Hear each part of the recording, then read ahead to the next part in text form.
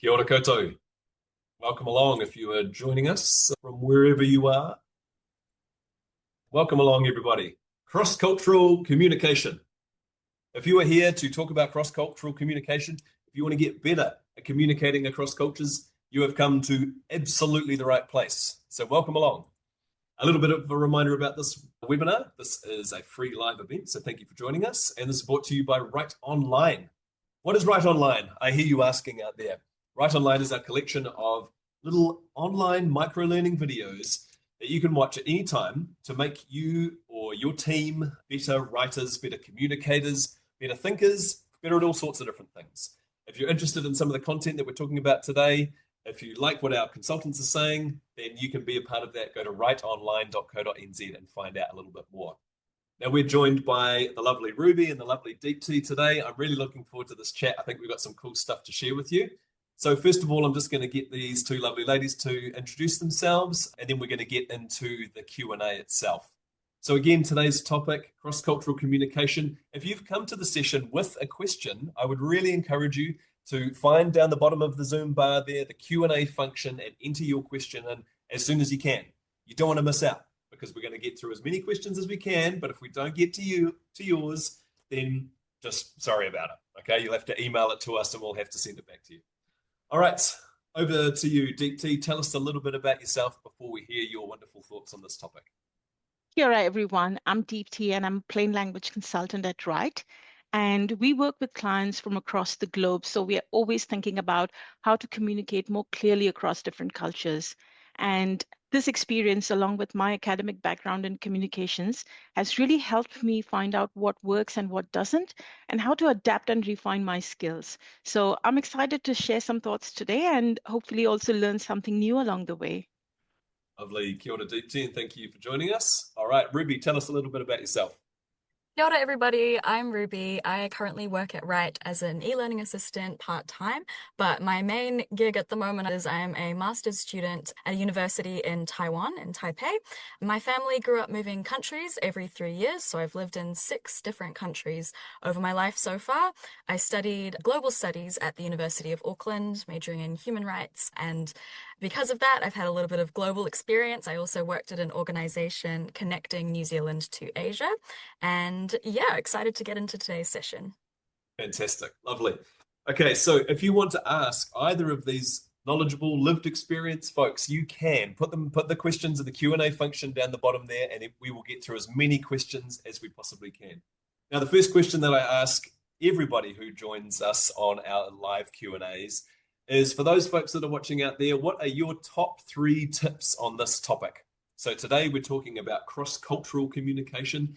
That might be across cultures within the country that you're working in, or maybe you're working internationally across the globe in multicultural, all sorts of different contexts. We want to be able to reach as many people as we possibly can and build genuine connections with everybody that we deal with. And we want to find out how. So top 3 tips, folks. Deepti, I'm going to pass to you. What are your top 3 tips for connecting across cultures? So I think communicating cross-culturally requires similar skills as general communication, like active listening or using simple, clear language. But specifically in the context of cross-cultural communication, I think there are 3 behaviors to consider. So first one is being able to communicate with people from different cultures, is being willing to communicate with people from different cultures.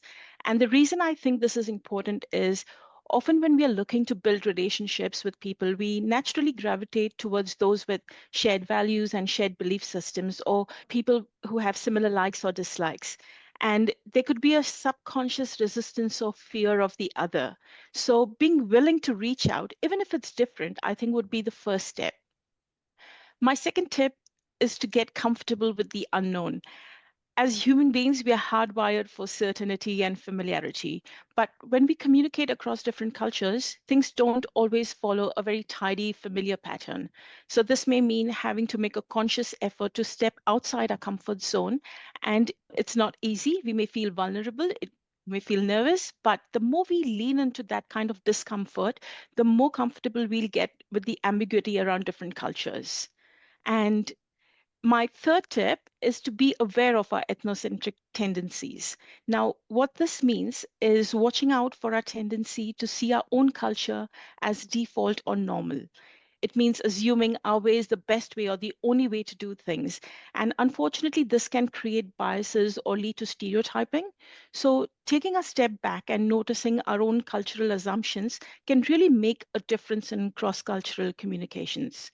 So I'd suggest build a toolkit that contains all your basic communication skills and then slowly add more complex ones like embracing uncertainty or working on cultural assumptions. Then use all that knowledge to help you choose the right ones for your situations because some situation may call for more empathetic listening while another situation may ask for more direct communication. So a combination of these skills will help you adapt your approach and become a more skilled communicator in cross-cultural settings. Woo! Yeah. Lovely. Okay, there's a lot in that. Folks, if you want to know anything more about what Deepti said in that top 3 tips, you can pop a specific question in the Q&A function down the bottom there. Okay, over to you, Ruby. What are your top 3 tips for those people who are watching who want to get better at communicating across cultures? Cool, thanks, Thomas. So my first tip would be that empathy equals outcome. So when we are empathetic towards a global audience, we actually communicate better for everyone. So your messages are more likely to land if you communicate them to accommodate for those non-native speakers as well, or if we're working internationally, that is. You consider your audience, which is not only fair, your messages are more effective in that sense. And by doing that, you actually become a better communicator overall. So borderless communication is actually just better communication. We often think of this skill as a nice to have, but it is essential, I think, not only for your audience, but for you as well. So my next tip would be then to focus on unity over division. So I think that there is more that unites us than divides us at a general sense. In the context of globalization, no culture really exists in isolation anymore. And beyond that, not to deep it, but there's also academic disagreement about what even constitutes culture in general. It's one of the most hairy topics that you can imagine. So framing this in more positive terms, the power of framing is really important here. So thinking about connecting rather than overcoming cultural difference can be a good mindset to bring into any sort of cross-cultural interaction. My third and final tip then would be to, like Deepti said, be adaptable and to avoid generalizations. So as we said, no culture is a monolith, and so you should have this good toolkit, and we will talk you through some things that you can come into any interaction prepared with, but know that this is really up to interpretation and could change on a dime, so be adaptable for that. A tiny little example here, linguists have actually found even in the same state, in the same English-speaking region of Oregon in the US, when they interviewed people in Central Oregon to describe a plant that they were unfamiliar of, for example, they said, oh, it's kind of like this, or it's a little bit of this. So they had a crack at it. But then asking other people from a different part of Oregon, they said, oh, I don't know what that is. So, you should look it up. So different cultural emphasis on certainty in one part of Oregon rather than the other. So even in this tiny little place, there is still a myriad of differences. So have your toolkit, but be adaptable as well. It's a really good example because I think we have all sorts of ideas, don't we, and all sorts of fixed concepts. And sometimes you think of a group of people, whether it's defined by their nationality or their age or their ethnicity or anything, it's easy to get into a thinking trap that all people are the same in that way. And just what you've described is a really good reminder that it's just super complex, no matter what level you look at it. The other thing that struck me as well is that you've both described things like we will get to some specific language tips, but really the thing that makes the biggest difference is your own mindset, how you're actually approaching the job of communicating to people. I really love that. Okay, let's go to some questions. And remember, folks, if you've just joined us, you can submit a question. If you are watching right now, you are watching live. You can submit a question and we will get to it. All right, here's the first one. Do you have an example of an unconscious assumption observed in communications that you can share with us? So this might be a specific example or the type of thing that you might see. And then what could we do about it? So say, for example, we've seen something in our writing. Is there a technique we could use to overcome that? Is it really our own mindset? I'll start with you, Deepti. What might be an example of an unconscious assumption we might see? Right. So I'll share a personal experience. I was new to New Zealand and we had someone over for lunch, and I was sitting and chatting with them. My husband was doing the cooking and they looked rather uncomfortable, and I wasn't sure why. Was it something I said or I did? I didn't know. But much later, they confided in me that it was because they had a certain mindset about women from India and they expected me to do the cooking while my husband's sitting with them. So that's an example where they had an assumption where I was meant to be in the kitchen and he was meant to be looking after the guests. So that was my experience. I think what happened from there was we talked about it, we chatted, and it helped them see things from another perspective. So that would be my suggestion. Talk to people, find out more instead of making assumptions. Yeah, interesting. It's such a fascinating experience. Okay, Ruby, do you have something on that one? What might be an example of something that we can see as an unconscious assumption that's built into our work? And then what can we do to overcome that? I also have an anecdote on this. So, when I was working for an organization looking at New Zealand and Asia relationships, when we would talk about some of the real higher ups in Asia, we would always think about them as being these people in the sky. They're so important. And when I first started at this organization, I thought that it would all be about what they've achieved and how many businesses they operate. But actually, the first session that we had discussing these people actually was all about things that you would never expect. So we were running through what kind of wine each of them liked, or whose daughters are enrolled in what university. And it was all of these really human things that kind of reinforced the emphasis on relationships in Asia. That is a generalization, but it is one that I found to be true through my experience. But on a more technical level, I guess, something that we take for granted is contractions in a really small sense. So when we use things like can't or shouldn't or whatever as native speakers, that seems straightforward and commonplace, but it's actually much more complicated for non-native speakers to find that the word that's missing when you do use a contraction. So these subtleties in our communication styles are something that we could consider. Yeah, interesting. Okay, great.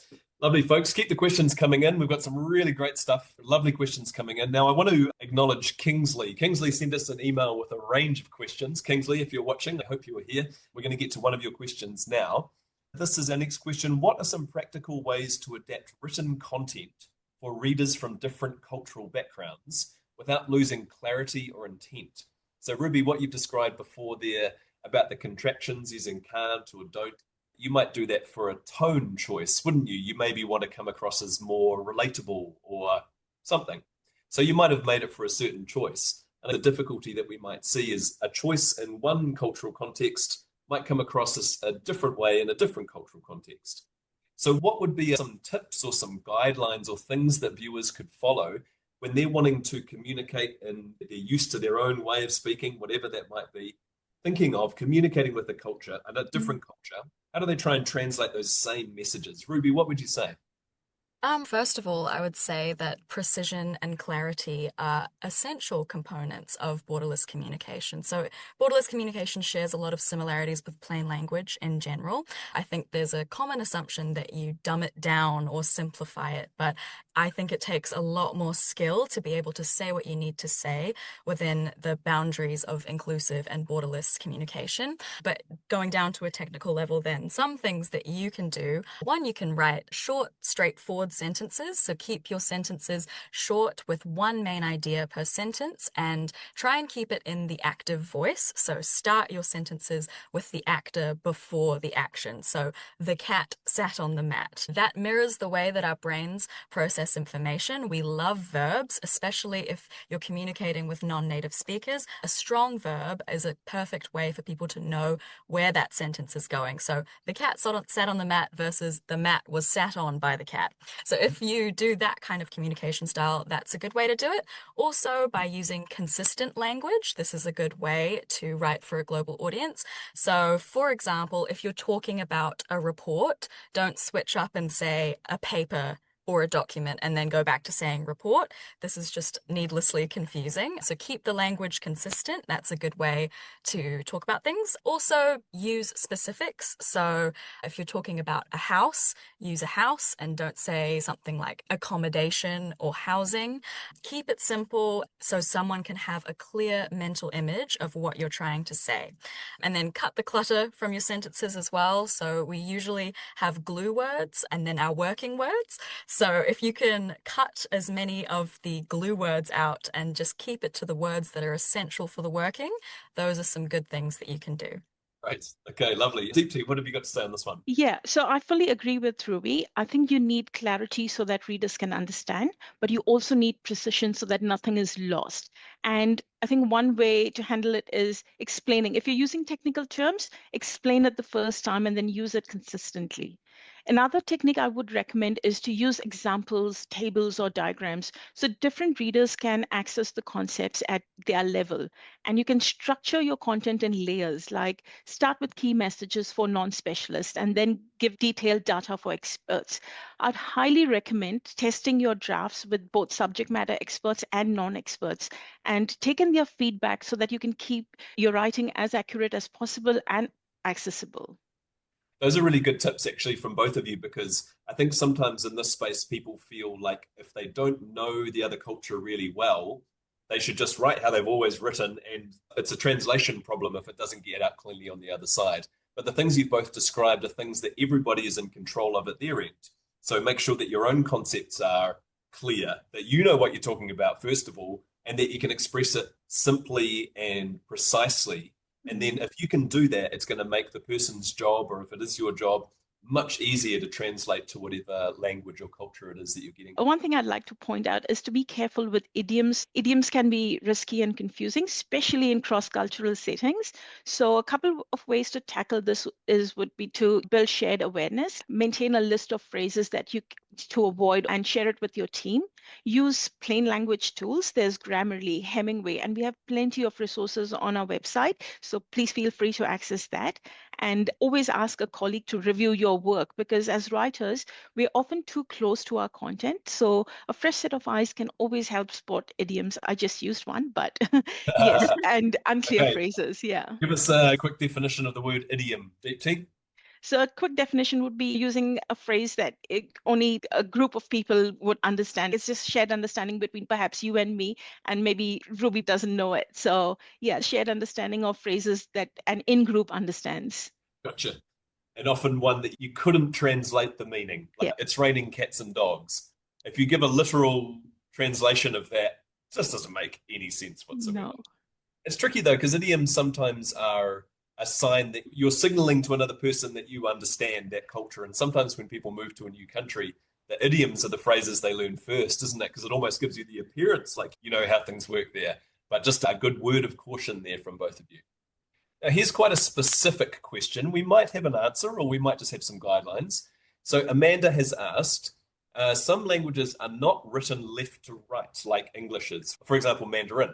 When putting this language on our usually English website, are there any tips for displaying it in a way that's more suitable there? So anything that you could advise on that one? It might be a tricky one in terms of what you're limited to with your website design tool. Any thoughts on this one, folks? Perhaps consulting a linguist specialist might help. Sorry, I don't have an answer for this one. That's cool. That's cool. Sorry, Amanda, we'll get an answer and get back to you on that one. Okay, Gemma, here's an interesting question. What do you recommend as an alternative to translating a resource? So are there any things that we can do that might be more visual, for example, or could we maybe turn it into some video or audio? I think that would depend on the audience, your target audience, knowing more about them, what would appeal to them. I would say go by what would appeal to them. If you think that they are more visual based or they would like a more text based information, then perhaps use that platform. Lovely. Yeah, I'd also say there can definitely be some issues with language translation software. Definitely got me before as someone who learns a second language. So I think AI is also not perfect when it comes to translation stuff. So it's good to always exercise those powers with caution. And the general rule is just consult with as many people as possible, speakers of the target language, most of all. Lovely. Okay, let's go back to a question from Kingsley. So Kingsley asked us, could you share some examples where cultural context significantly changed how a message was received? Could either of you share? You've already shared some lovely stories, and I know you're full of great stories, so I want to get as many out as I can. Are there any examples that you can share where you've seen where the cultural context significantly changed how that message was received? Ruby, we'll start with you. Yeah, sure. Love this question. Anywhere I can tie in an anecdote. But I have a good example, I think, of this. So at my university in Taiwan now, one of my professors, she's from Indonesia. And all across Asia, you will see such a high rate of technological literacy. So this is definitely a thing in higher education as well. So most of the contact that we have with our professors is done through group chats on social media. So we use Line in Taiwan, they use WeChat in China. Line is also used in Indonesia, importantly, where the professor is from. So as standard procedure, she made a group chat for our little class, and we get told updates about assignments and all of this stuff. But my professor also teaches during the summertime in Germany. And so she has worked in Indonesia and Taiwan so far. And in my Taiwanese program, it's a very international audience. So we're not all from Asia, but we've all made the decision to live outside of our home country. So I think there's a degree of cultural adaptation that comes with that.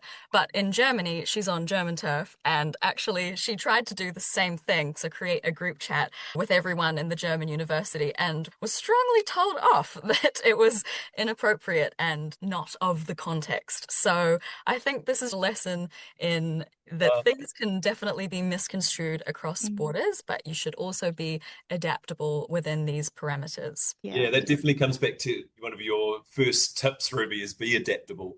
And I'm thinking of that situation that you had, Deepti, with the people that had the assumption about you. People are always going to make mistakes and make assumptions. It's just really human nature. So it's really about how do we respond when we're presented with a situation where we've got it wrong or whatnot. Deepti, have you got a story to share on this one where the cultural context really changed something? Yes, actually, I have a university example as well. So at university, I did a project to find out how social media activism works across different cultures. And I specifically studied the Me Too movement. Now, the Me Too movement is about people speaking up about sexual harassment and assault, and it's a way to call for accountability and change. What I found in that study was that while the movement may work in an individualist culture where speaking up is celebrated and almost expected, it was less likely to be effective in a collectivist kind of culture where there is strong focus on group compliance and face saving. So to really make an impact, it's important to adapt your call to action with your cultural context and cultural values, because what motivates people in one culture doesn't necessarily motivate them in another. So the key takeaway is to keep your main message simple and clear so everyone can understand it, and then adapt your call to action to fit local values and culture. Lovely. Yeah. This is a little bit of a follow-up question. We've probably got time for another couple of questions. So folks, if you do want to ask, pop them in the Q&A function. Nishanth, I hope I've said that correctly, has asked us, do you have any tips to deal with conflict that might arise in a cross-cultural setting, mainly due to misinterpretation or miscommunication? I can imagine acknowledging what you've said and making a mistake. Are there any things that you can do beyond that kind of natural instinct? Deepti, what would you say there? I think when cultural mistakes happen, it's important to acknowledge it quickly and own the error without excuses. I think when you start making excuses, that's when, the problems begin. And then explain how you're going to fix it. And there's no perfect way to handle it. But I think being prompt, transparent, and even taking ownership of that error would really help. Lovely. And Ruby, any thoughts on that one?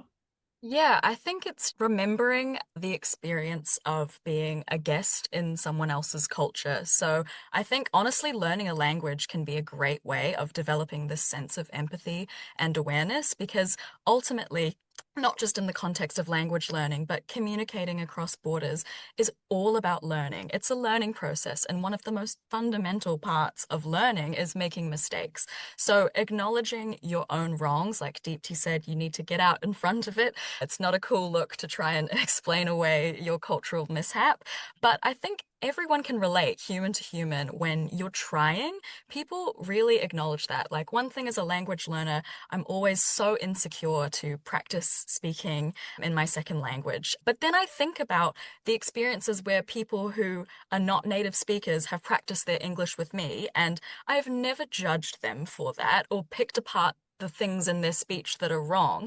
Everyone is just trying to accommodate each other as best as they possibly can. So I think leading with kind, as cheesy as that sounds, leading with kindness in that sense, that we all are just trying to understand each other better, remembering that is the initial goal, and this is a process of learning, ultimately, is a really great way to deal with conflicts that may inevitably rise. No one gets it right the first time. Okay, this might be our last question, and this is in the territory that we're talking about here. Anonymous attendee, I love your name. If you are communicating with a culture you are not as comfortable with, would you still want to try to adjust to their cultural language, or try to stay away from that if you're not confident incorporating their jargon or language? So maybe you don't know a lot about the culture that you're going to be communicating with, and you want to show that you've made an effort. Would you encourage people to make an effort anyway and try out some things that maybe they've learned about or have heard about? Or do you think it's safer to err on the side of not trying it out and maybe only try it out once you've built up a little bit of a relationship there? What would you say, Deepti? I'm glad you asked this question because there's a fine balance between reaching out and being intrusive. So my suggestion would be to start small. Maybe start with the coffee catch up. Talk about neutral topics, work, food, hobbies, and everyone's favorite, the weather. So gauge your responses and take it from there. I think for me, what works when the territory is uncertain, I like taking small steps outside my comfort zone and then gradually exposing myself to new situations. So don't have to make it bigger than it needs to be, just small steps in the right direction, but definitely don't hesitate to reach out. That's the first thing you got to do. That was one of my tips. Reach out to other people, talk, and get comfortable with being uncomfortable. And it's absolutely okay. Lovely. Okay, any thoughts on that one, Ruby? Yeah, I would say, honestly, much like the weather being the great equalizer, I also think that storytelling is a great equalizer of communication. So even if you're not familiar necessarily with all of the nuances of a particular culture or target demographic, I agree with Deepti, definitely dip your toe in, don't dive off the platform. But I know that storytelling is such a beautiful connector between people. So the minute that you can start spinning a yarn of any kind, from big to small, people's brains will light up. A smile can go a long way. All of these sort of physical aspects of human communication with a story integrated is a very surefire way to make a difference. Storytelling literally triggers oxytocin in our bodies. It releases this trust hormone. So across cultures, from cave paintings to Instagram stories, we all love a story, and it doesn't matter where you're from, that will always be a principle of human communication. Beautiful. What a lovely last thought. Okay, folks, that is the end of our question time. So thank you to everybody who's put in a question. I'm going to hand it over very shortly for our final words from Deepti and Ruby. So this might be a chance to say if there's anything that a question hasn't pulled the wisdom out of you, if there's anything that you want to finish with by saying to our viewers, now would be the time. But just a reminder that if you've liked anything that we've said today, if you like the format, if you've liked Deepti and Ruby, we've got heaps more of this content. Go to writeonline.co.nz. That's writeonline.co.nz. And you can find out more about how to get access to the amazing and ever-growing library of micro-learning videos that we have, so you can get better at communicating, thinking, grammar, planning, all sorts of different stuff. It could be there to help you be a better communicator. All right, and to help these folks who are with us still to be better communicators, Ruby, what's your final thought for everybody? In a similar vein to the sort of catchphrase, what's good for Māori is good for everybody, I think by targeting the needs of the few, in a New Zealand context, non-native speakers, we address the needs of everyone. So this does work in a New Zealand context when we're catering for a minority of non-native speakers, but also do not forget that for every one native speaker of English, there are 3 non-native speakers. So globally speaking, if we communicate borderlessly, we communicate for the greatest majority. It's not only good for your interlocutor, but it's good for you as well. Kia ora. Okay, and Deepti, the final word is yours. I think it's fair to say that our workplaces today are very diverse and multicultural. So, as Ruby said, cross-cultural communication skills are no longer a good to have on your CV. If anything, I believe it gives one an edge in today's job market. So, it's absolutely worth taking the time and effort to develop your cross-communication skills. Lovely. Okay, great. All right, thank you very much, folks. We look forward to seeing you next time on the next live Right Online Q&A. Until then, good luck with your cross-cultural communication. We wish you all the best of success.